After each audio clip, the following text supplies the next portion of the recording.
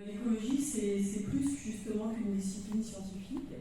Elle interroge notre façon d'être au monde, pour reprendre Heidegger.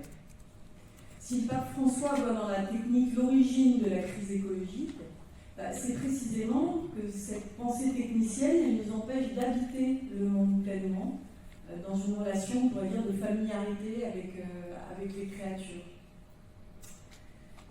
Alors, en cherchant de façon légitime au départ à comprendre le monde, on le sait tous, l'homme a cru pouvoir des sales problèmes le réduire à des équations, à des signes mathématiques, et c'est ce qui a conduit à une dématérialisation de notre rapport à la nature. Je cite le pape François, c'est un peu curieux quand il nous dit « L'être humain tend à ignorer la réalité même de ce qu'il a devant lui ».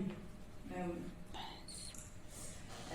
Et c'est pourquoi aujourd'hui, je ne sais pas si vous avez lu pas mal de philosophes de l'environnement, il y a une sorte de consensus pour voir dans la crise écologique une crise de notre sensibilité au vivant. Soigner la Terre, c'est d'abord nous guérir de cette indifférence. Et c'est ce qui m'a amené du coup à poursuivre ma réflexion dans le cadre de ma recherche. Comment convertir le soi, aliéné par ce paradigme dominant de la technique qui nous colle à la peau, quoi qu'on fasse, et nous empêche d'entendre les gémissements de la création. Alors pour ça, je suis revenue à l'origine du mot conversion, et ça que je voulais partager un petit peu avec vous. Chez les Grecs, le terme conversion, c'est un processus qui comporte deux étapes. La première, c'est la métanoïa. La métanoïa, je ne sais pas si vous resituez un peu Platon, le mythe de la caverne. La métanoïa, c'est ce mouvement par lequel on va changer la direction de notre regard, du fond de la caverne pour aller vers le soleil. Du coup, appliqué à la situation actuelle, la question, ça serait et si, pour sortir du paradigme dominant de la technique dans laquelle nous baignons, il suffisait de regarder ailleurs en nous détournant de toutes les valeurs purement quantitatives que la technique véhicule, efficacité, rendement, performance, profit, compétition. Je ne sais pas vous, mais moi j'ai été frappée dans le film du rôle très important que joue le téléphone, avec Aruna notamment à la fin. En fait, c'est grâce au téléphone, qui pourrait paraître au premier abord un symbole de la technologie aliénante, qu'ils peuvent rester tous au courant les uns des autres et se soutenir les uns des autres dans l'épreuve et finalement avoir un ressenti hyper concret du dérèglement climatique. Donc voilà, c'est pas le problème de la technologie, c'est les valeurs qui sont derrière. Alors la deuxième étape du processus de conversion, c'est un mot barbare, c'est épistrophé en grec. Ça veut dire quoi? Ça veut dire faire retour. Donc s'arracher aux valeurs de la culture technicienne, oui, mais pour aller où? C'est ça l'idée de faire retour. Je crois que les Grecs ils nous livrent là une intuition hyper importante, c'est qu'il ne peut pas y avoir d'arrachement à notre mode de vie consumériste sans faire émerger dans le même temps, des nouveaux récits et des nouvelles valeurs. Et ce qui me semble important par rapport au contexte actuel, j'ai chronométré, c'est pour que bien dans le c'est que ces nouvelles valeurs, elles ne sont pas abstraites, elles sont en train de se dessiner dans l'action. Et on entend bien dans les témoignages de Dada, de Aruna et des autres. Mais le problème, c'est qu'à trop rechercher dans l'action l'efficacité à court terme pour faire face à l'urgence climatique, on risque d'oublier la nécessité d'une conversion. Et le problème, c'est qu'à mon avis, on a des spécialistes de l'action militante à cette table ronde, il y a toujours le risque que la colère du militant, une juste colère au départ, évidemment, puisse se transformer en violence destructrice, en frustration, en éco-anxiété, en culpabilisation, et jusqu'à faire oublier la noblesse de la cause. Donc la conversion écologique, je dirais que c'est pas seulement changer de paradigme intellectuellement, c'est faire advenir cet homme nouveau dont nous parlent les évangiles. Et c'est à ce stade que ma recherche sur les fondements de la conversion écologique m'a permis de réaliser tout l'apport du christianisme et des spiritualités en général. par rapport à la métanoïa. La métanoïa grecque, c'est quelque chose d'intellectuel, c'est de l'ordre du discernement et de la volonté. La métanoïa chrétienne, elle suppose de se laisser convertir, d'être converti. Le sens chrétien du mot métanoïa, c'est seconde naissance en Christ. Et bien, ça implique pas seulement une conversion intellectuelle, mais une conversion du cœur. Je crois que c'est ça la grande force. Vous parlez de transdisciplinarité, d'union. Pour moi, c'est très important. Je crois que la conversion, elle suppose de ménager au fond de notre cœur une place pour entendre la clameur des pauvres et celle de l'univers, des peuples autochtones. Et ce qui m'a beaucoup touchée dans le film, c'est justement cette résonance qui se diffuse, qui se propage à travers les différents témoignages et qui va continuer, à mon avis, ce soir encore à nous habiter. C'est ça qui nous met en mouvement, en fait, c'est cette résonance peut-être. Et qui va continuer à nous habiter après. Je crois que c'est la philosophie elle-même que nous avons à repenser, une pensée qui, pour raisonner au sens de la raison, n'en oublie pas de raisonner avec un « et ». Ça, je crois que c'est... Voilà. Une pensée ouverte aux voix du monde. Vous parliez des témoignages des différentes traditions. C'est pas seulement un enjeu de charité, cette interculturalité, mais le moyen d'être à la hauteur de l'enjeu de la conversion écologique. Je cite le pape François à la fin du film. Il n'y aura pas de nouvelle relation à la nature sans un être humain nouveau. Il n'y aura pas d'écologie sans une anthropologie adéquate. C'est ambitieux, hein. Et bien, pour construire cette anthropologie, la philosophie, elle ne peut pas travailler toute seule. Je crois qu'on a besoin vraiment de la voix et des sagesses de tous les peuples. Et puis, j'ai la chance depuis quelques années de donner un cours sur l'homme et la nature dans les grandes traditions spirituelles. Je crois que ce n'est pas un hasard si aujourd'hui on ne peut pas ouvrir un bouquin d'écologie sans entendre parler des peuples autochtones et notamment des Amérindiens. C'est vrai, c'est assez systématique. Et bien effectivement, comment on peut penser les droits du vivant sans réformer en profondeur le statut des non-humains? Je crois que l'animisme peut vraiment nous aider à nous questionner. Est-ce que les animaux ont une âme? Est-ce qu'on peut leur reconnaître un monde? Comment penser une réciprocité avec les non-humains? Tout ça, c'est des questions qu'on n'a pas forcément encore les réponses. On pourrait dire la même chose des traditions asiatiques, ce qu'elles peuvent nous apporter sur, par exemple, comment relire de façon cosmique notre incarnation. C'est-à-dire comment vivre la conversion écologique dans notre corps. Comment relier le cosmique, cette louange universelle, et l'intime au fond de notre corps. Pour nous obliger de l'intérieur. Là, je crois que l'Asie, elle a des choses à nous apprendre. Pour finir, c'est ma conclusion, j'espère que je suis pas trop longue. La conversion écologique, pour s'arracher à ces certitudes, le dialogue avec les autres traditions spirituelles, c'est s'arracher à ces certitudes, à ses propres certitudes, pour mieux revenir dans sa foi en l'ayant questionné, réinterpréter à l'aune de toutes ces différences. Et je crois que c'est ça le sens du dialogue nécessaire, à mon avis. C'est pas que se perdre, c'est avoir une foi vivante au contact de l'altérité, une fois qu'on aura vraiment questionné. Merci Isabelle. Pour faire le lien donc, avec un apport plus spécifiquement chrétien, on se tourne vers Patrick Goujon. Est-ce que, donc, une chose rapidement qu'on a vu dans ce film, c'est que l'encyclique Laudato Si a fait un lien fort entre les sciences et la théologie. Mais il n'y a pas que ça non plus. Est-ce que cette année vous avez donné un cours d'anthropologie théologique ici au Centre Seine? Est-ce que vous pourriez nous parler de l'importance, de l'originalité du discours écologique du pape François dans cette lettre qui nous a adressée d'un point de vue théologique? Oui, merci. Bonsoir à tous et à toutes. Là, je pense que ces images, ce film nous a tous frappés parce qu'il y a, et je pense que l'originalité du pape François et l'originalité chrétienne, peut-être elle tient là. Et tous les humains peuvent peut-être s'y retrouver, c'est ça la force. C'est qu'on est à la fois face à une situation d'urgence plus que de détresse et de violence, et en même temps on s'émerveille sans pour autant que l'émerveillement, qui est déjà paradoxal face à des situations de détresse, conduisent à une espèce de désengagement, bien au contraire. C'est dans l'émerveillement qui vient se substituer à la colère que naissent des ressources pour une action commune.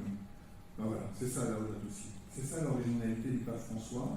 J'allais dire, c'est même ça qui, chez le pape François, retourne complètement ce qu'est l'appel prophétique à la conversion.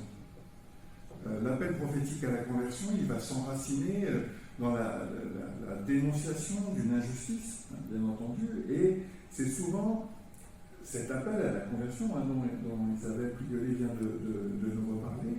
Or, là, la voie tout à fait originale que va prendre le pape François dans Laudato Si, c'est que cet appel prophétique face à l'injustice, et il ne s'agit en rien de minimiser l'injustice, et le film et les violences, le film nous le montre bien, on est pris dans des situations tragiques à chaque fois, mais l'appel prophétique va prendre une voie nouvelle que même la Bible n'a pas empruntée, mais qui est dans la Bible, qui est la sagesse.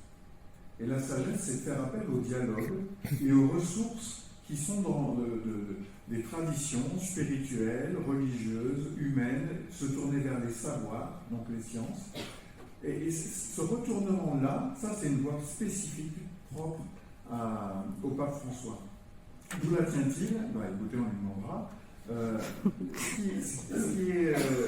Ce qui est frappant, et on l'a vu aussi dans ce film, hein, qui m'a gardé la fraîcheur de ma propre surprise en disant si c'est pas bon, j'inventerai. Mais ce qui est frappant, c'est le rôle que joue précisément la figure de François d'Assise. Alors évidemment, ça passe quasiment inaperçu aujourd'hui, c'est-à-dire qu'on est habitué au type de cette encyclique, Laudato Si. Appeler une encyclique pour appeler à l'urgence du combat écologique, loué sois-tu, ça ne va pas de soi. Donc je pense qu'il faut conserver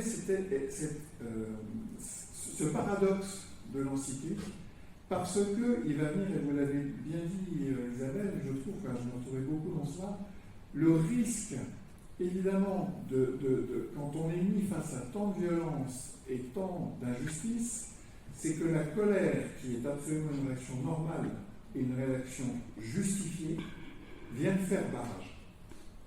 Et qu'elle empêche l'action sous prétexte de vouloir très vite quoi faire?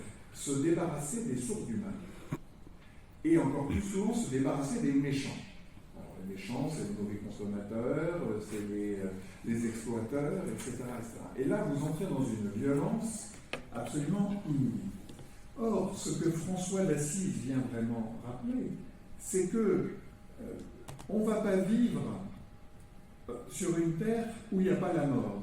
On ne va pas vivre sur une terre où il n'y a pas la souffrance. On ne va pas vivre sur une terre où il n'y a pas le mal.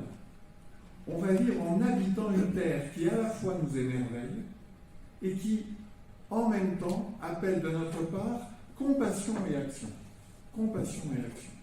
Et ça, vraiment, c'est chez François d'Assise que le pape François va le trouver et qui, je trouve, nous trouvons chrétiens une magnifique manière d'habiter le message évangélique. Et je pense que dans la situation dans laquelle nous sommes, nous tous aujourd'hui, là, le pape François vient ouvrir une porte. Alors vous voyez, je trouve que c'est intéressant parce que ça nous sort aussi d'une certaine manière de faire de la théologie, ou de faire de la théologie dans un monde où on a quand même remarqué qu'il n'y avait pas tant de catholiques que ça, et où on va appeler Dieu l'autre, on va appeler Dieu la transcendance, on va appeler Dieu je ne sais pas quoi, ou pas d'appeler du tout. Le pape François, il est simple, hein, on parle de Dieu. Voilà, bon, Dieu. Mais Dieu n'est pas celui qui va résoudre nos problèmes, mais c'est celui vers lequel il y a des chances qu'on se tourne si on entre à la fois dans l'émerveillement et dans la détresse. Parce que c'est ça le Dieu des chrétiens. C'est celui face auquel on peut tout à la fois dire loué sois-tu, et c'est en même temps, si j'ose dire, celui qu'on implore, qu'on supplie dans la détresse et même dans l'impuissance.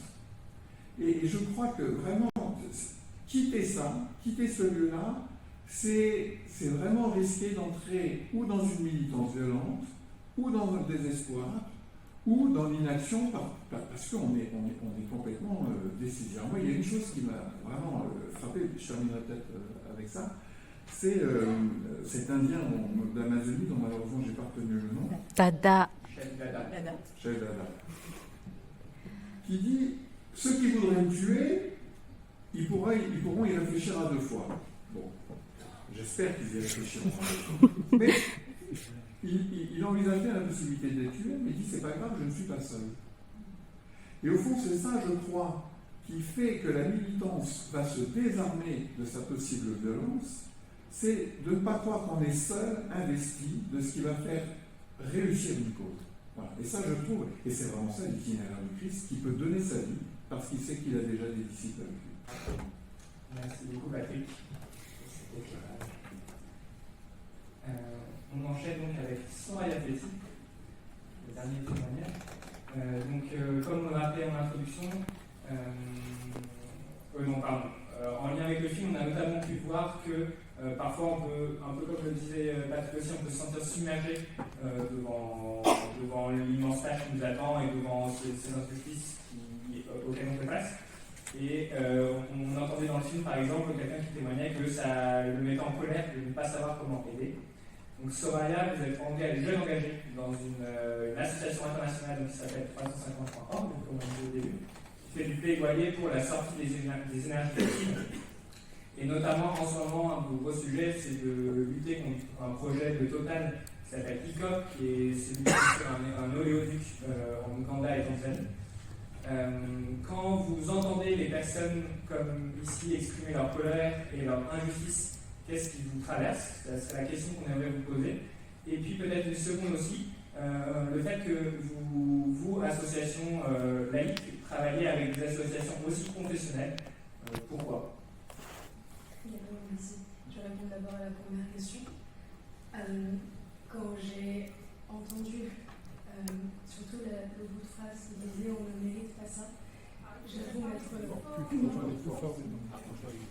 Là, vous m'entendez? Je pense que plus encore, c'est dans ma bouche. C'est bon? Ok, très bien, je vais rester comme ça. Donc je disais surtout quand j'ai entendu pendant le documentaire cette phrase qui disait « Nous ne méritons pas ça », j'avoue que ça m'a bien pris au trip, parce qu'au final, oui, en effet, personne ne mérite ça, personne ne mérite de s'inquiéter si jeune surtout, et à n'importe quel moment de sa vie, de juste cette possibilité de vivre qui nous soit enlevée à un moment donné. Excusez-moi, c'est pas très clair sur ce bout-là. J'ai fini le documentaire avec les larmes dans les yeux. Donc pour répondre, ça m'a vraiment beaucoup touché. Je vais revenir au projet ICOP. ICOP, c'est pour East African Crude Oil Pipeline. C'est un oléoduc de pétrole brut chauffé constamment à 50 degrés. Projet Total qui, s'il voit le jour, traversera l'Ouganda et la Tanzanie sur une longueur de 1443 km de long. C'est l'équivalent en distance de Paris à Rome. Il y a quelques mois, l'année dernière, au mois de mars, on a une délégation d'activistes ougandais qui sont venus et qui nous ont dit la même chose. Ils étaient 4, dont Vanessa Nakate, et qui nous ont dit on ne mérite pas ça.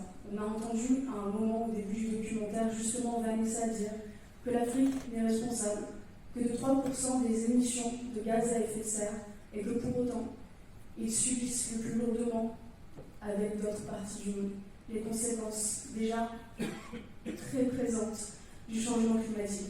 Et c'est vrai.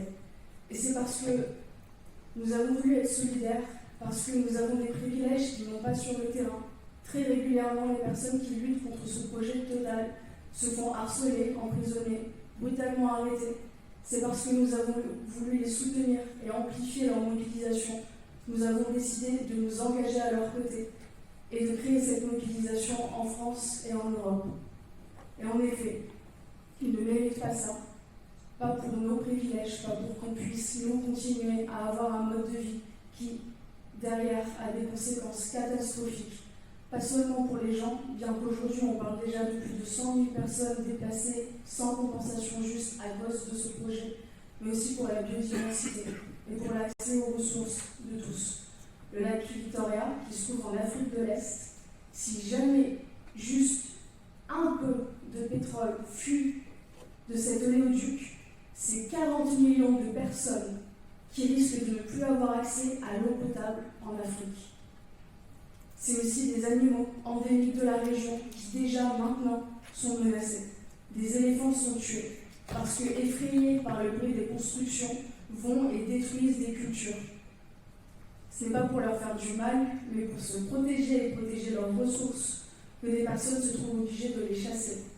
Je ne vais pas vous faire la liste de tout le vivant qui, là maintenant, risque d'être détruit, mais terminer sur le cas de ce bout de phrase qui m'a beaucoup touchée, par le fait que, en effet, on a tous le droit de ne pas survivre, mais de vivre. On a tous le droit d'espérer pouvoir avoir un avenir juste pour tous et toutes, sans s'inquiéter, comme ça a été montré au sein du documentaire, de ne pas avoir un toit pour dormir quand on est des enfants, de ne pas avoir accès à l'éducation qui est censée être un droit fondamental, de ne pas avoir accès à des ressources aussi vitales que l'eau et la nourriture. Donc, en effet, ça m'a vraiment beaucoup touché. Pour la deuxième question, pourquoi 350 s'engagent avec des organisations religieuses? Je pense que ce sera en 2 points. Le premier point, c'est parce qu'on se bat tous pour la même chose, on se bat pour le vivant. Si on agit de manière concertée et solidaire, c'est parce que nous voulons préserver le vivant. Il n'est pas question de créer des clivages inutiles et de se mettre des obstacles vraiment contre-productifs pour des raisons de croyance. Ce qui est important, c'est ce qu'il y a dans nos cœurs. C'est là que ça se passe. Et nos cœurs résonnent, et nos cœurs se parlent quand on s'unit pour une cause. Et c'est la nôtre. C'est celle de vous tous aujourd'hui ici présents, c'est la mienne. C'est celle de toutes les personnes dehors qui décident d'agir ou pas pour préserver notre environnement. On est là pour protéger le vivant. Je vais reprendre le cas de ICOP.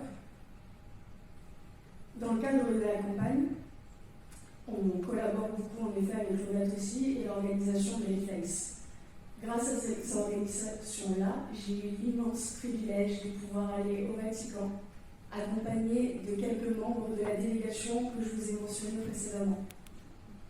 Cette rencontre, en plus d'être très émouvante et extrêmement inspirante, a également eu un impact énorme pour la campagne ICOP. En Ouganda, c'est plus de 80% de la population qui est de confession chrétienne. Jusque-là, ils ont été tenus à l'écart des informations concernant le projet ICOP délibérément par le gouvernement et par les médias ougandais.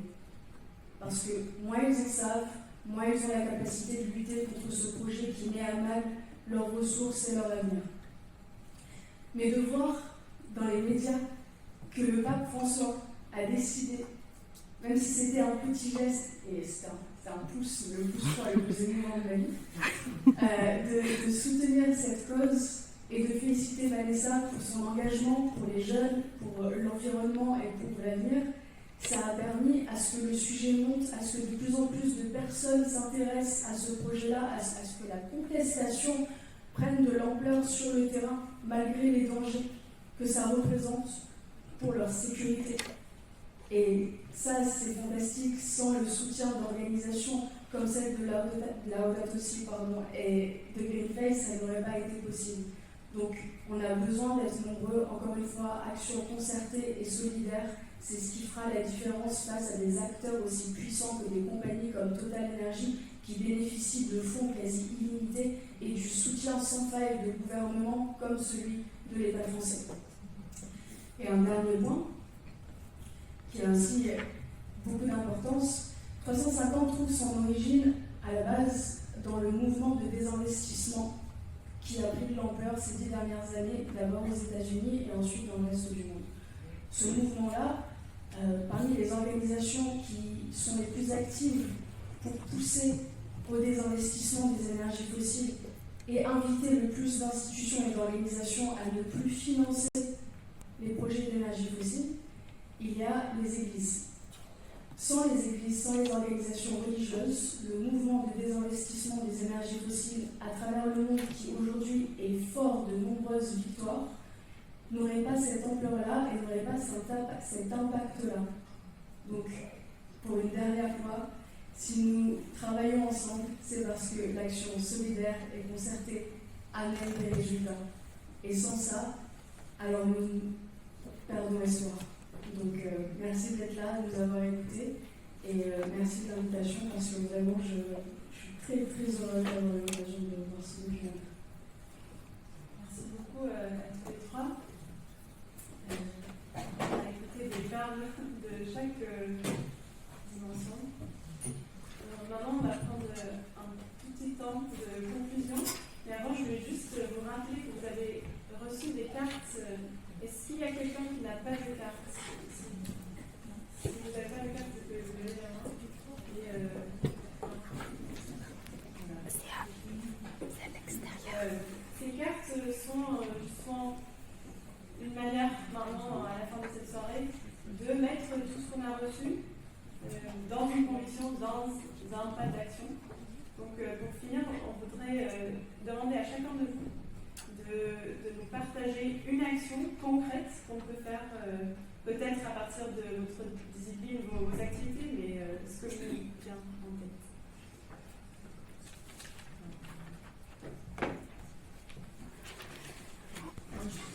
On n'a pas énormément de temps, donc Ouais, bah, c'était une action en faveur des peuples autochtones. Moi, ça m'a beaucoup marqué, un témoignage d'Ada dans le film, et c'est quelque chose d'un peu omniprésent aujourd'hui. Mais le problème, c'est de fédérer les actions. Donc, moi, mon appel, ce serait peut-être au mouvement Laudato Si, peut-être de créer une cellule de réflexion, sachant qu'il y a déjà des contacts qui ont été noués avec le Brésil, sachant que finalement, Laudato Si aurait pas été. Enfin, la conscience écologique qui s'exprime dans les Laudato Si, elle vient aussi des évêques d'Amazonie. Donc, je pense qu'on ne manque pas de contact dans nos milieux chrétiens, et voilà, c'est un appel peut-être à monter une cellule et réfléchir. Ou alors via l'éducation, à faire peut-être des écoles pilotes avec des systèmes de jumelage entre par exemple une école privée et puis à l'autre bout du monde, faire de l'expérimental. Voilà.